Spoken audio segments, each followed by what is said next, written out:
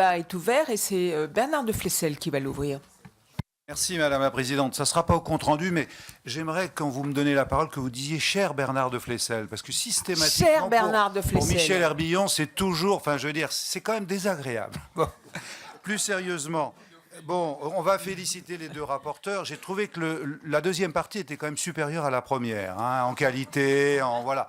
Mais bon, mais ça...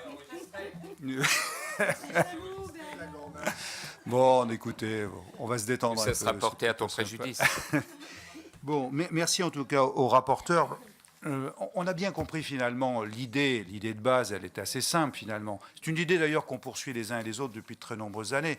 C'est de se réapproprier l'Europe, de faire en sorte que nos concitoyens se réapproprient l'Europe. En fait, qu'il y ait un lien de confiance qui se retende finalement entre les institutions européennes, entre l'Europe en elle-même et puis bien sûr nos concitoyens. Vaste question, parce que c'est une question qui a animé les différentes législatures, les différents parlements, et force est de constater quand même que nous avons quelques difficultés à la réaliser. Alors, maintenant, on nous propose, et c'est le président de la République qui l'a décidé avec sa majorité, de faire des conventions citoyennes et des conventions démocratiques dans toute l'Europe. Pourquoi pas? Moi, je trouve que c'est une idée qui est plutôt une idée sympathique. Maintenant, il faut voir un petit peu comment les choses vont se passer. Et j'aurais bien aimé que vous nous précisiez, vous, à la fois le calendrier, bon, vous avez dit avril à octobre, c'est court, calendrier, la fréquence des réunions, sur quel thème, dans les 26 pays, puisque la Hongrie n'en fera pas partie, on a compris pourquoi, dans quel lieu, etc., etc. On aimerait finalement que vous nourrissiez un peu, que vous nous répondiez sur toutes ces problématiques qui sont des problématiques tout simplement concrètes.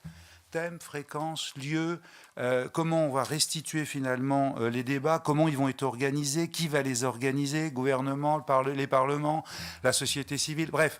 Il y a tout un décorum, si j'ose dire, qui doit prévaloir dans ce type de consultation. Et puis ensuite, surtout, une fois les consultations réalisées, comment nous allons tirer la substantifique moelle, si j'ose dire.